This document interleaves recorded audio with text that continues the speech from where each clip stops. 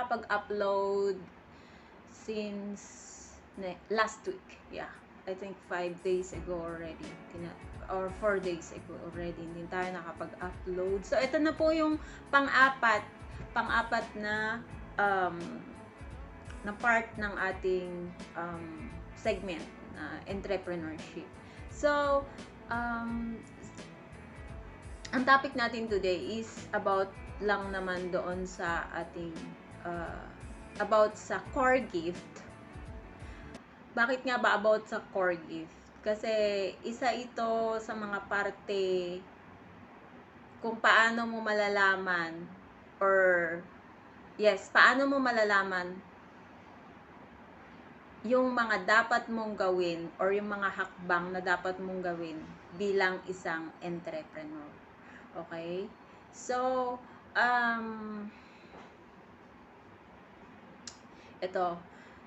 itong core gift na to, kasi ako medyo naguguluhan din ako dito sa core gift. Kasi ang sabi nila noon, if gifted ka na tao, mamili ka lang doon sa mga gift na yon.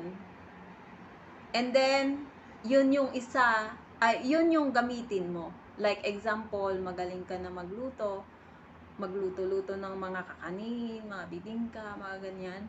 Then, pwede mo siyang i-apply na negosyo. Okay? So, pero dito ako medyo naguluhan, ha? Sino yung mga nakarelate sa atin? Kasi, ano ba talaga yung ibig sabihin ng core gift? Yun lang bang pagluluto? Pagiging magaling sa musika? Or magaling talented ka sa pagdradrama, maging artista? Or magaling ka na na sa mathematics, ganon. So, hindi lang pala ganoon ang definition noon. In fact, meron yung mga bagay na akala natin hindi siya part ng gift sa atin. Parang andyan siya, pero hindi natin napapansin. Okay? So, example, magaling ka palang magsalita. Pag magaling kang magsalita, pero nagagamit mo lang siya sa pagchichismis, unknowingly, that is a core gift. Pero hindi mo lang alam na, ay, gift pala yan. So, why not divert it or convert it to something na magagamit mo siya as resourceful. Okay? So, eto, medyo naguguluhan ako noon. Sabi ko, wait, magaling naman ako, medyo alam ko namang magluto, sabi ko. And then, nag-iisip ako, sabi ko, so, pwede ba akong magluto? Para yun na lang yung pag-umpisahan ko na negosyo. Or, pwede ba ako na maggitara na lang? Or aralin ko na lang maigi yung gitara? Kasi, marunong din naman ako maggitara, kumanta. So, sabi ko, maging musician ako, i-develop ko yun, then, and then, magturo ako, ganon, mag-tutor ako.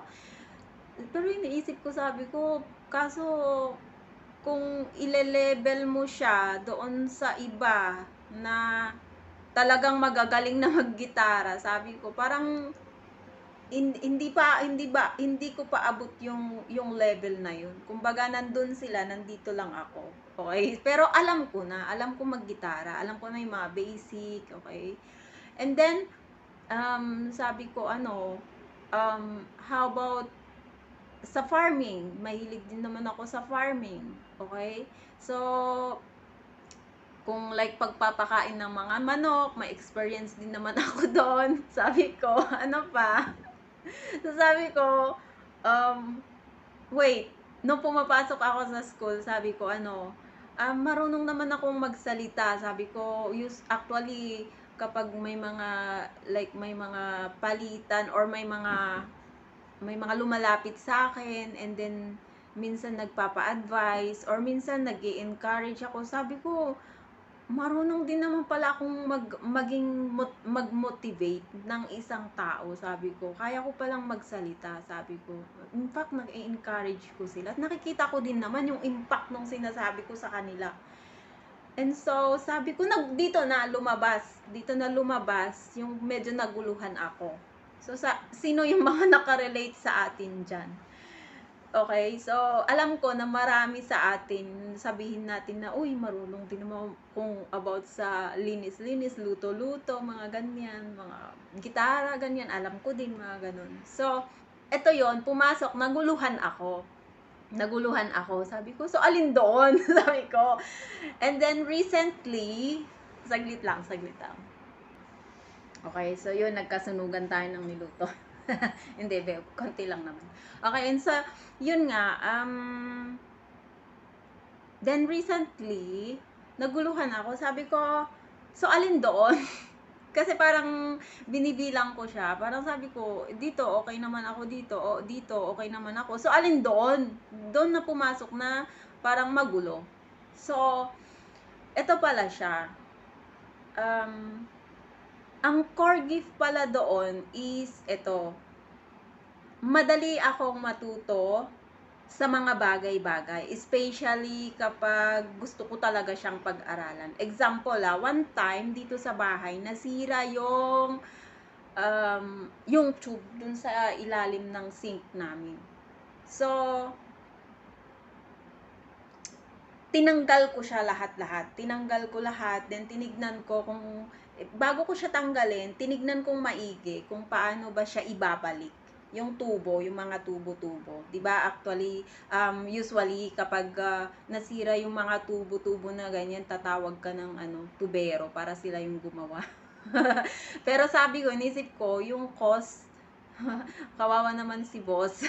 So, ang ginawa ko, tinanggal ko, dinismantle ko yung mga tubo-tubo, and then bumili ako nung kailangan gamitin para palitan doon sa sink mismo.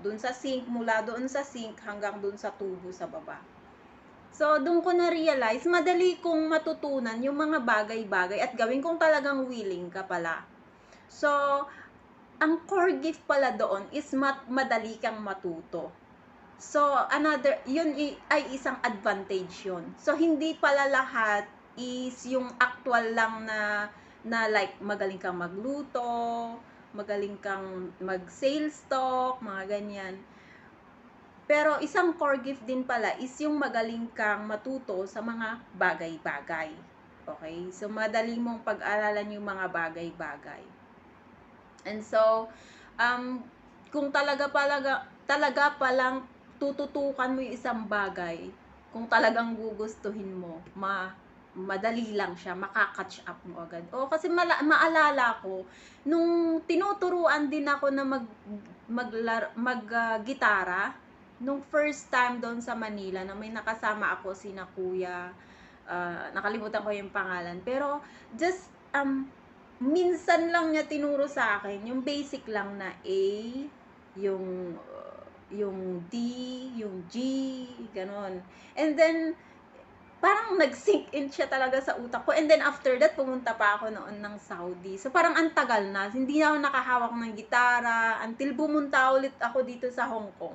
And then, nung yung kapatid ko, inaya ko dun sa church, dun sa kapilya, then dun, parang nagamit ko siya ulit. Then, naalala ko talaga yung tinuro niya, kasi parang nandun pa din siya sa utak ko. So, yung AGD,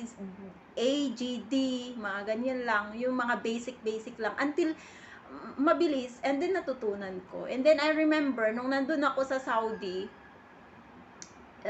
talagang pinilit kong aralin din yung salita nila, kasi wala nga akong kakilala doon, wala akong mga Pilipino, ganyan. Tapos ang lagi kong kasama is yung Indonesian, which is yung Indonesian, hindi siya talaga marunong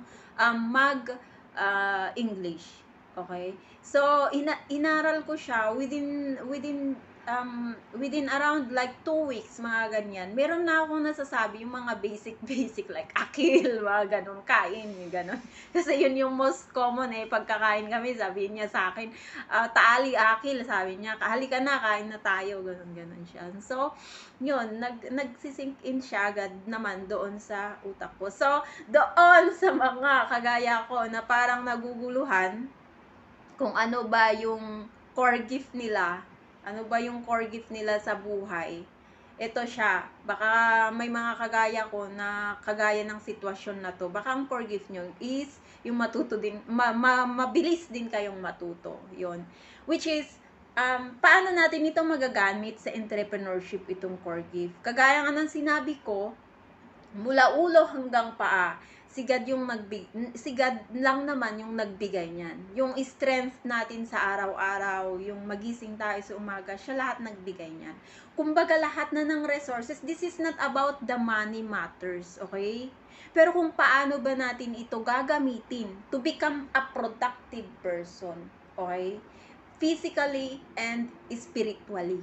Okay? Para lahat naman nung binigay niya is hindi masayang sa mga walang kabuluhan na ginagawa natin. So, why not convert it into something that it will help and it will encourage other people, okay? So, example, ito nga, may core gift ako na, yung core gift ko is mabilis akong matuto. And so, pwede akong pumili sa isa doon sa mga aktual na nagawa ko na.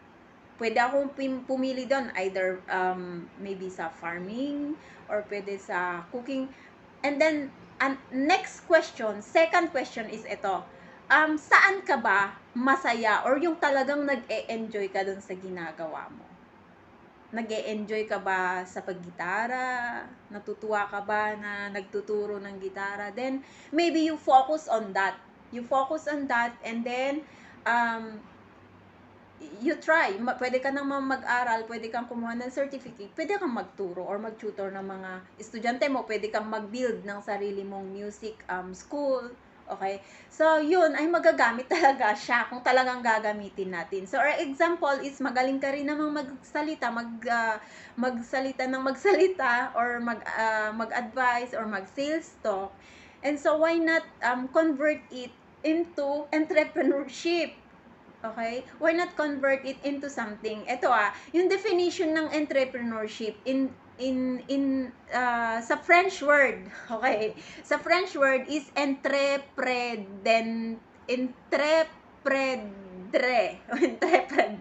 okay? So, ang definition lang naman nun is undertaker or adventurer. Undertaker or adventurer. So, kung isa kang entrepreneur na tao, you are an adventurer and you are an undertaker. Undertaker is like those people who take a risk. Okay, hindi takot na mag-risk sa mga bagay-bagay. So, an entrepreneur is not a hoarder. Hindi siya hoarder, either sa money or sa resources. An entrepreneur is someone who use all these things like the money and his own resources para sa ganon is makakreate siya ng products or either services na maaaring makatulong sa ibang tao, hindi lang para sa kanyang pamilya o para sa kanyang sarili. Yun. And so, ang sabi nga dito ni Jean-Baptiste Say or Say, ito, way back 1800s years ago, isa siyang ekonomista. Ang sabi niya is, entrepreneur is those people who create a value. Those people who create a value and then using all the resources na meron siya. Example, kagaya nga nito, yung core gift mo. Another kind of resources yan. Resources mo yan. Na pwede mong magamit to create something. To create something either new or to innovate something na pwede makatulong doon sa ibang tao. Sa mga tao sa paligid mo. Okay? So, makatulong sa nakakarami. So, yun yung core gift. Okay? So, kung meron tayong core gift na nakatago dyan na baka hindi pa natin na-discover, then, after we discover it, maybe we can use and convert it. Like example, so yun nga, yung second na tanong mo sa sarili mo, dito ba ako masaya? Masaya ba ako sa ginagawa ko na to? Kasi ako, honestly, naggigitara ako, and then, one time may mga nagpapaturo sa akin. But, what I find out is, I'm not really, I'm okay naman, natuturuan ko sila, but in my heart, hindi ako masyadong, parang ayoko masyadong nagsasalita, or ayoko masyado ng, siguro kasi kailangan mo silang turuan ng paulit-ulit. So, I felt like I'm being so impatient. Yun yung na-discover ko. And so, I crossed that out. I crossed that out. So, pwede kayong maglista ng core gift nyo. Maglista kayo ng core gift nyo, and then cross out those things na sa tingin nyo is hindi nyo talaga, or hindi talaga kayo happy doon. And then, you use those, kung may natira doon sa core gift nyo, or sa list nyo na yun, na sa tingin nyo, doon talaga kayo masaya, then yun yung gamitin nyo. Yun ang gamitin nyo to create something or innovate something. Andyan na sa kamay nyo. This is not about a money. Kaya nga yung iba, ang iniisip ng mga common people is dapat kailangan may puhunan ka na napakalaki sa kamay mo and then you start a business. No. If you have the resources already, ito may naging isang entrepreneur na talagang nag-start lang siya sa sales talk, magaling talaga siyang magsalita. And then laway lang talaga yung ginamit niya. And then yun yung ginamit niya, naging puhunan niya. So he started from zero into something.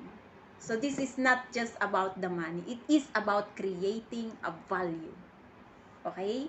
So maraming salamat po sa panonood sa video na to, and sana sa next topic natin is mayroon na tayong makasama. Kasi sorry, this sabi ko nga sana this week sana is makapag-upload tayo ng video na kasama yung mga mates ko, kaklase ko dito sa Hong Kong, nag-aaral. Pero ito nga, dahil nga nasa finals na kami, mag-e-exam kami, sobrang medyo hassle, medyo madaming gagawin. And so, wala kaming time kasi more on review, kailangan naming mag-review. So, maraming salamat po sa time natin sa panonood sa video na to. And may you like and subscribe po dyan sa baba para ma-update po tayo dun sa next topic natin. Maraming salamat. Have a good day, everyone.